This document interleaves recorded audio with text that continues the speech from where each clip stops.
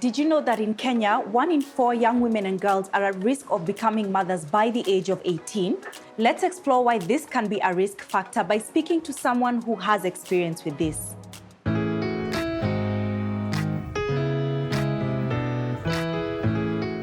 So I had to stay indoors to avoid all the negativity. I was low on my self-esteem.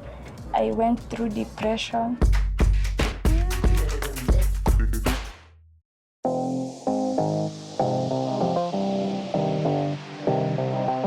Hey everyone, this is a safe space and I'm your host, Dr. Vundi, a medical doctor and a health educator. Today I'm joined by Cindy and she has quite the story to tell us. Cindy, why don't you tell us what happened? In 2019 December, my mom and dad parted ways. And since I was a daddy's girl, I stayed with my dad. And at that time, my dad was not employed. I remember it came a day, the caretaker came and closed our house due to rent payments. I had to look for where I could find a shelter. I went to my friend's house. At that time, their parents were not at home. The friend would go partying, clubbing. So I found myself going wherever she went. And in the process, that's where I found my baby daddy. I assumed that was the best decision to go and live with the baby daddy. And that's where I found out I was pregnant in 2020, April. How did you feel when you found out that you're pregnant? I was confused. Community was judgmental. They would identify me as a burden since I was a teenager.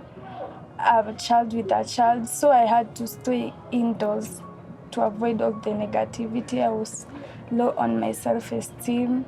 I went through depression. Being a pregnant teenager puts you at a higher risk of health complications, such as problems during and after childbirth, having a baby born too early or with a low birth weight. And sadly, teenage pregnancies are still the leading cause of death among girls. And once you got to the point of giving birth and afterwards, were there some challenges as well? Yeah, I was not employed. Remember, I have to breastfeed the child. And at that time, because not eating the good meals you're supposed to, I was short of milk.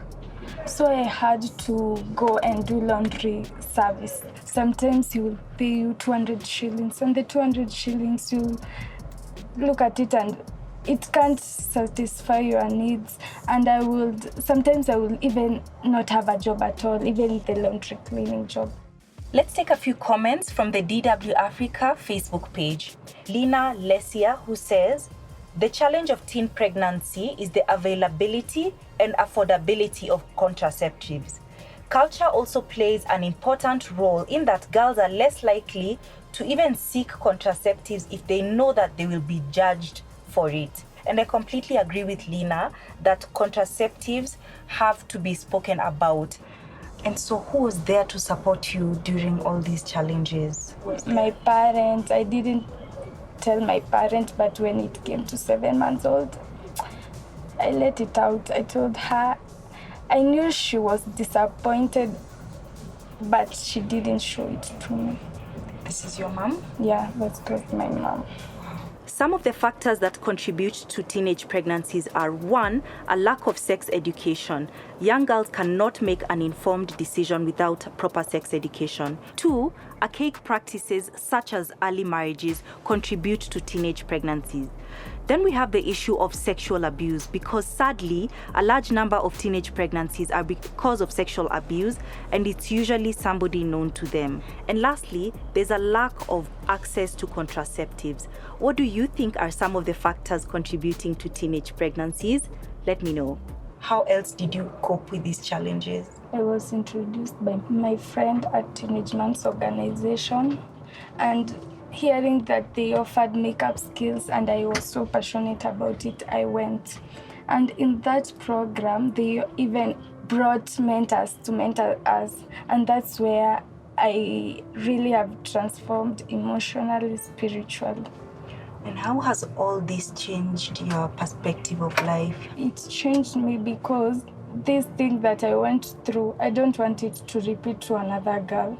That's why I started volunteering at Teenage Moms, telling my story and empowering those young girls, because I know what it is like to be a young mom, a teen mom. So the thing I usually do is to support them, is to show them that we are not in this alone.